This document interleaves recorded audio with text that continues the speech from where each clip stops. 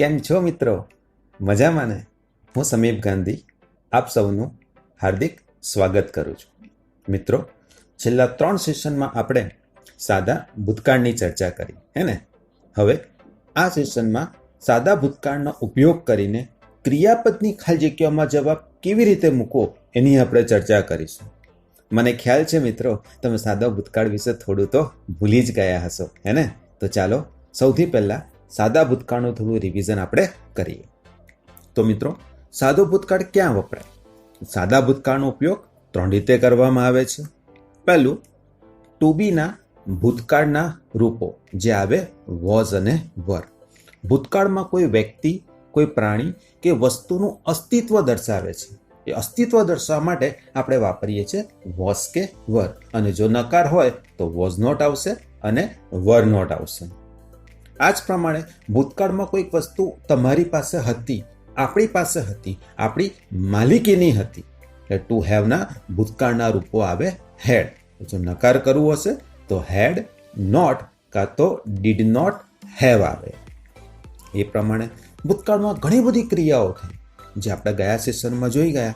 ભણ્યા, ભણ્યા નહીં, રમ્યા, રમ્યા નહીં, જોયું, જોયું નહીં. તો આ રીતની ક્રિયાઓ આવે તો એના માટે આપણે ક્રિયાપદનું ભૂતકાળનું રૂપ વાપરવું પડે.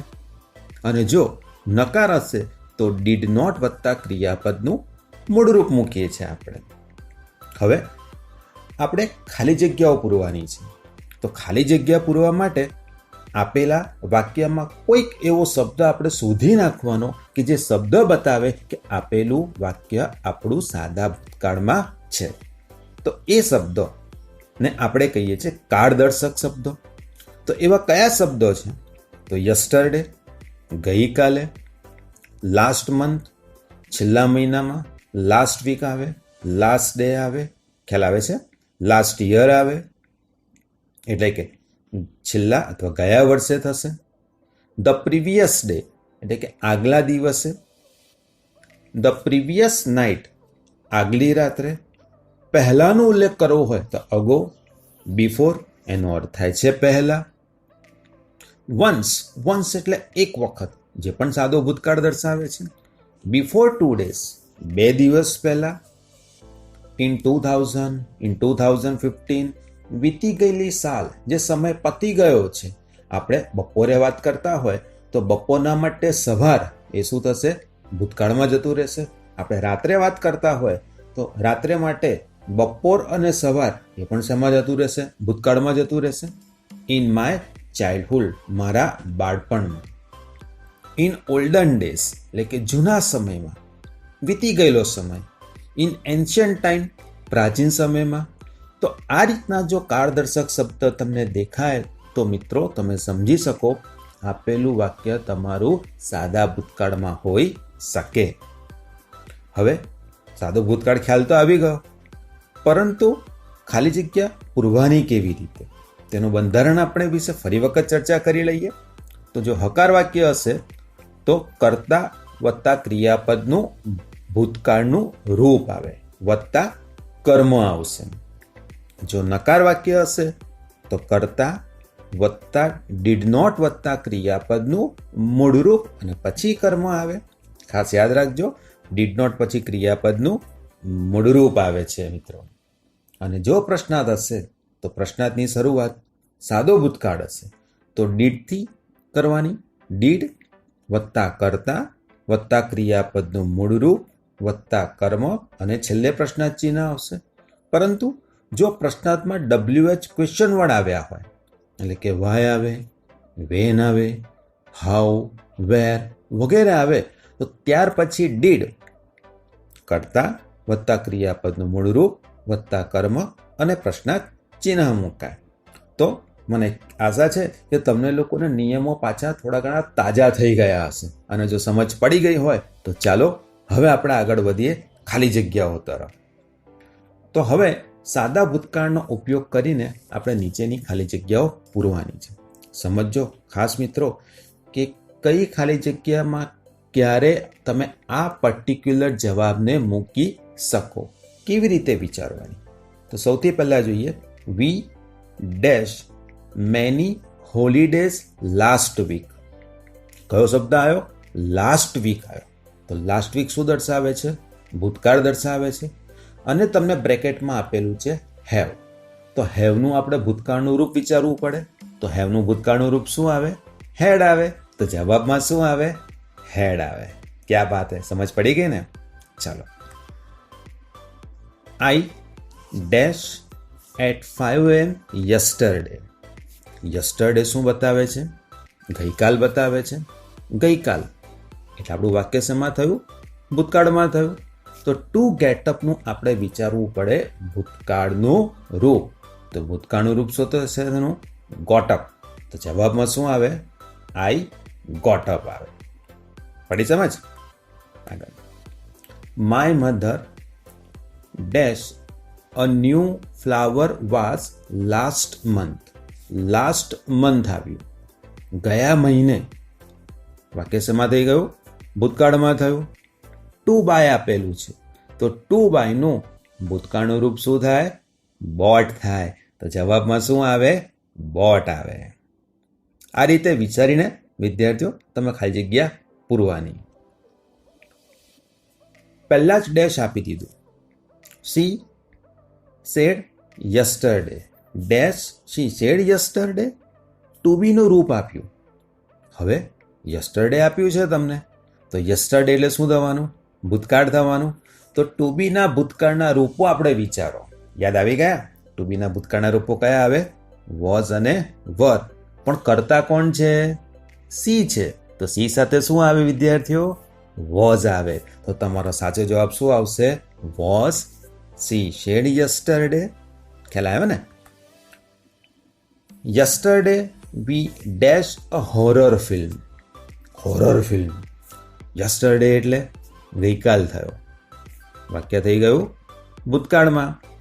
સી આપેલું છે, તો સીનું ભૂતકાળ શું થશે? સો થશે. Dash your sister dash this picture the previous night. પ્રશ્ન આવ્યો, બે ખાલી જગ્યા આવી અને કૌંસમાં આપેલું છે ડ્રો. તો ભાઈ ભૂતકાળ થયો. સાદા ભૂતકાળમાં પ્રશ્નાર્થ છે, બે ખાલી જગ્યાઓ છે. તો સાદા ભૂતકાળના પ્રશ્નાર્થમાં તમે શરૂઆત કરો છો ડીડથી. જવાબ પહેલામાં શું આવે? ડીડ આવે. હવે ડીડ પછી તમને ખ્યાલ છે ક્રિયાપદનું મૂળ રૂપ આવે. તો did your sister draw this picture the previous night. સમજ પડી ને? આગળ. What dash your teacher dash last week. Last week આવ્યું, સાદો ભૂતકાળ થયો. બ્રેકેટમાં આપેલું છે ટીચ. તો સાદો ભૂતકાળ થયો, બે ખાલી જગ્યાઓ છે પ્રશ્નાર્થ હોવાથી. તો પહેલી ખાલી જગ્યામાં શું આવે? ડીડ આવે. તમે સ્માર્ટ થઈ ગયા હવે. અને ડીડ પછી ક્રિયાપદનું મૂળ રૂપ શું આવશે? ટીચ આવશે. ખ્યાલ આવ્યો? આગળ. There dash 7 boxes in that room last night. Last night આવ્યું એટલે ભૂતકાળ થયું. હવે ટુ બી આપેલું છે, તો ટુ બીના ભૂતકાળના રૂપો કયા આવે? વોઝ અને વર. તો ભાઈ અહીંયા શું આવશે? હવે જુઓ, 7 બોક્સીસ આપ્યું છે. 7 બોક્સીસ કેવું થયું? બહુવચન થયું. તો બહુવચનમાં શું આવે? વર આવે. જવાબ શું આવશે તમારો? વર આવશે. Dash your father dash a newspaper at 10 AM yesterday. ગઈકાલની વાત છે. ગઈકાલે 10 વાગે. યસ્ટરડે એટલે ક્રિયા કઈ થઈ? આપણી ભૂતકાળની થઈ. પાછો પ્રશ્નાર્થ આવ્યો. જો પ્રશ્નાર્થ આવે તો વાક્યની શરૂઆત શેનાથી કરવાની? ડીડથી થાય. સમજાઈ ગયું? અને ડીડ પછી ક્રિયાપદનું કયું રૂપ આવે? રીડ આવશે. તો did your father read a newspaper at 10 yesterday. પડી સમજ? આગળ. Dash you dash your homework the day before yesterday. The day before yesterday એટલે પરમ દિવસ. ભૂતકાળ થયું, બે ખાલી જગ્યાઓ, વળી પ્રશ્નાર્થ પણ આવ્યો. તો શરૂઆત શેનાથી થશે? ભૂતકાળ હોવાથી ડીડ આવે. હવે ડુ. તો ડીડ પછી ક્રિયાપદનું મૂળરૂપ શું આવશે? ડુ. તો બીજી ખાલી જગ્યામાં જવાબ શું આવશે? ડુ આવશે. સમજો વિદ્યાર્થીઓ. The teacher entered the class and dash that naughty student. તમને થશે સાહેબ આ વાક્યમાં તો કોઈ એવો કારદર્શક શબ્દ જ નથી આપ્યો. પણ જો તમારું ધ્યાન જવું જોઈએ ક્રિયાપદ ઉપર.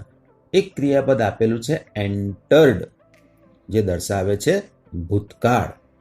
તો એન્ડ પછી તરત શું આવશે? ભૂતકાળ આવશે. તો પનિશ આપેલું છે, તો પનિશનું ભૂતકાળ શું થાય? પનિશ્ડ. એ જવાબ શું આવે? પનિશ્ડ આવે. Yesterday dash Sunday. યસ્ટરડે એટલે ભૂતકાળ થયો, ટુ બીના રૂપ મૂકવાના છે, વોઝ કે વર.